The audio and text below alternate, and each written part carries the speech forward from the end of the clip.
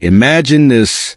You're cleaning out your attic, sorting through old, forgotten memories when your hands land on something unexpected. A dusty, leather-bound diary. Your childhood diary. You flip through the pages, scribbled notes, doodles, little secrets from a time long gone.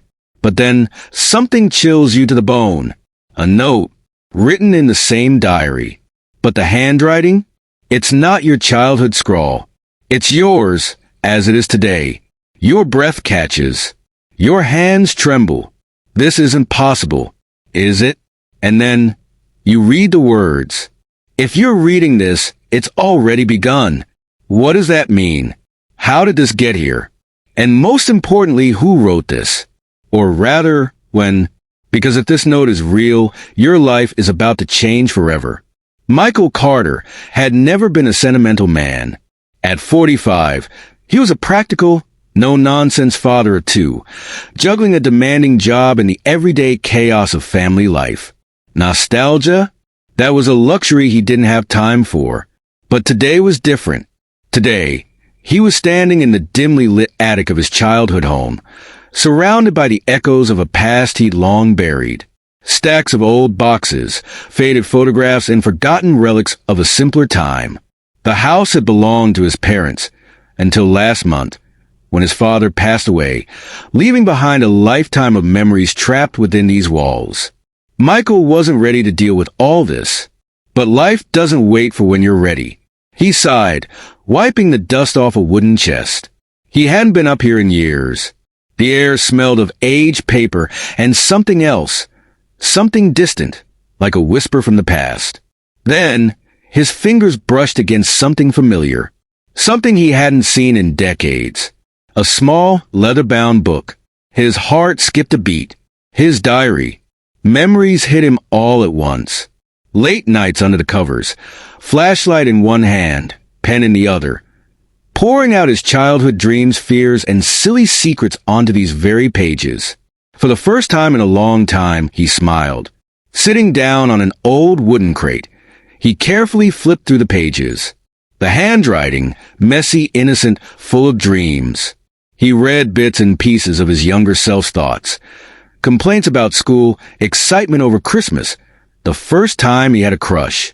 And then something changed. His eyes landed on a page near the middle of the book. The ink was darker, fresher, not faded like the rest. And the handwriting? It wasn't his childish scrawl. It was his. As it looked today, his breath hitched. His fingers ran over the words, his skin prickling with unease.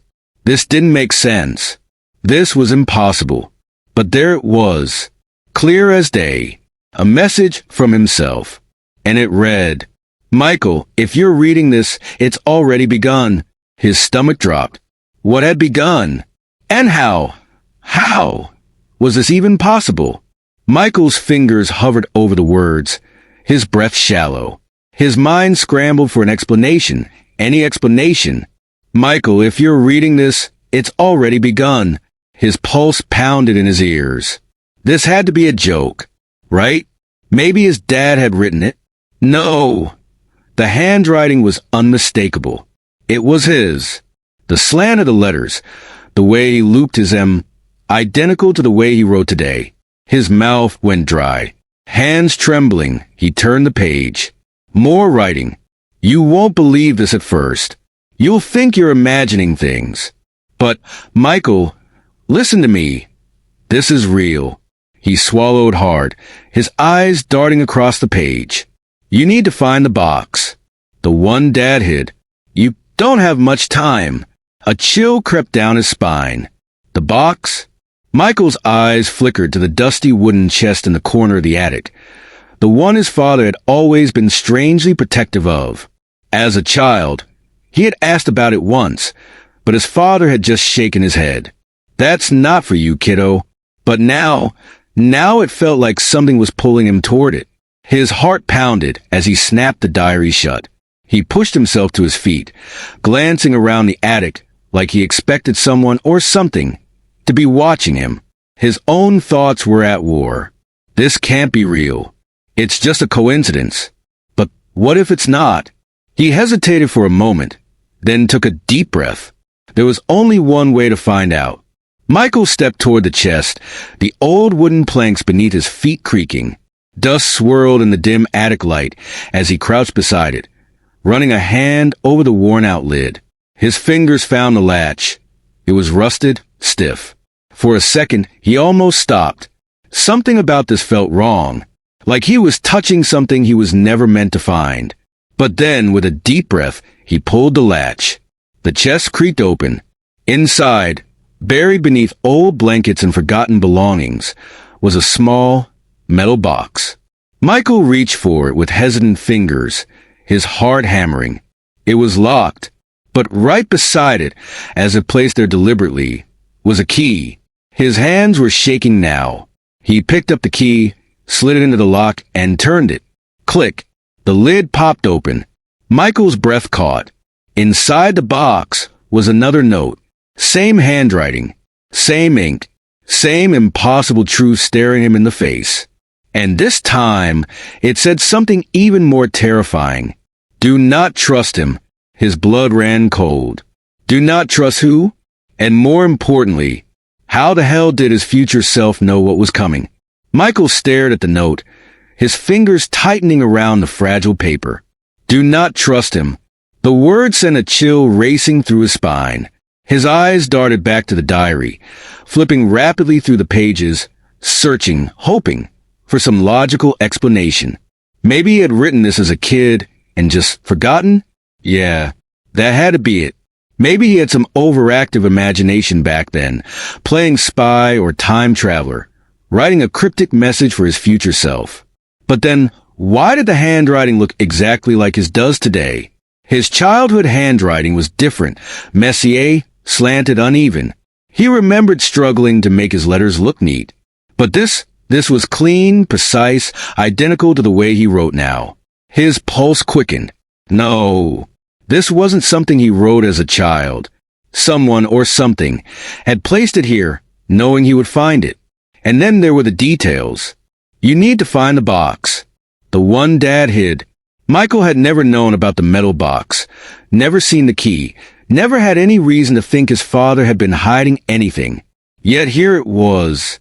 And now this warning. Do not trust him. Who? Michael's mind raced through possibilities. His father? Someone in his life now? Someone he hadn't even met yet? His heart pounded as he looked back inside the metal box, searching for more clues. Beneath the note, there was something else. Folded papers, yellow with age. He picked them up, unfolding them carefully. The first one made his breath hitch. It was a letter, addressed to him. Michael, I know you have questions. I know you won't believe this, but you have to listen carefully. You are in danger. In exactly 3 days, you will be given a choice. One that will change everything. You must say no. No matter what he tells you, no matter how much sense it makes. Do not trust him. Michael's chest tightened. 3 days? His gaze snapped to the calendar on the attic wall. Today was February 19th. That meant whatever this letter was talking about was going to happen on February 22nd. His breath came fast now, uneven. Who was he? What choice was he going to be given? And how could someone himself, apparently, have known about it ahead of time? His logical brain fought against the creeping dread, trying to rationalize. Maybe it was some kind of prank, but who would go through this much trouble? His dad? No! His father was a serious man, not one for elaborate jokes. Maybe he was just imagining all of this.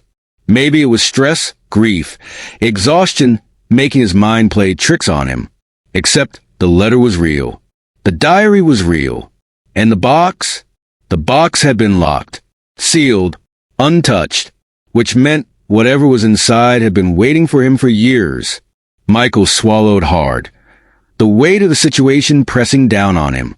He could throw it all away, pretend none of this was happening, walk back downstairs, go back to his normal life. But a part of him knew he had already crossed the line, and there was no going back now. Michael sat on the attic floor, staring at the letter. His mind spun in circles, trying to make sense of it all. In 3 days, you will be given a choice. You must say a no. But to who? What choice? He couldn't just ignore this. He needed answers. That's when his eyes landed on the last line of the note. You need to find the box. The one Dad hid. His stomach tightened. Wasn't this the box? The old metal container he had just pulled out from under the floorboards? But what if there was another one? Michael's pulse quickened.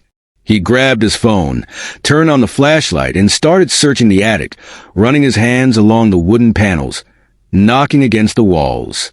Thump, thump, thunk. His fingers froze. That last knock, hollow. He crouched down, pressing against the old wooden wall. His breath caught as he noticed something subtle, a faint outline, nearly invisible, a hidden compartment. Michael's hands trembled as he pried it open, and there it was, another metal box. This one was older, dust-covered, the hinges rusted. His father had hidden it. Heart hammering. He forced the lid open. Inside was a stack of papers, old photographs, and a single cassette tape. Michael frowned. A tape? His father used to own an old recorder. Maybe it was still in the house somewhere. He flipped through the photographs. They were black and white, edges curled with age. The first was of his father as a young man, standing next to an unfamiliar man. Michael's throat went dry, because the second photo was of him. But it didn't make sense. The picture was dated 1982. Michael hadn't even been born yet. His head spun. This wasn't possible. He flipped the photo over, hands shaking. There was a message scrawled on the back, written in his father's careful handwriting. Michael, if you're reading this, then it's already started. Find the tape. Listen carefully. And whatever you do, don't trust him. Michael's breath hitched. It's already started. The note in the diary. The hidden box. The warnings. Something was happening. Something impossible. And he was at the center of it. Without another second of hesitation, he grabbed the tape and ran downstairs. He needed to hear what was on it. Now, Michael fumbled with the old tape recorder, his fingers barely able to press the play button. His heart pounded as the machine whirred, the tape crackling to life. Then his father's voice. Michael, if you're hearing this, it means the time has come. A shiver ran down his spine. His father had been dead for 7 years. And yet, here he was, speaking as if he had always known this moment would arrive. There's a man. He will come to you soon. He'll offer you something. Something that sounds too good to refuse. You have to say a no. Michael swallowed hard. I made a mistake once, son, and it cost me everything. But now, you have a chance to fix it. You have to break the cycle. A long pause. Then his father's voice returned, weaker this time. I know you don't understand yet, but one day you will.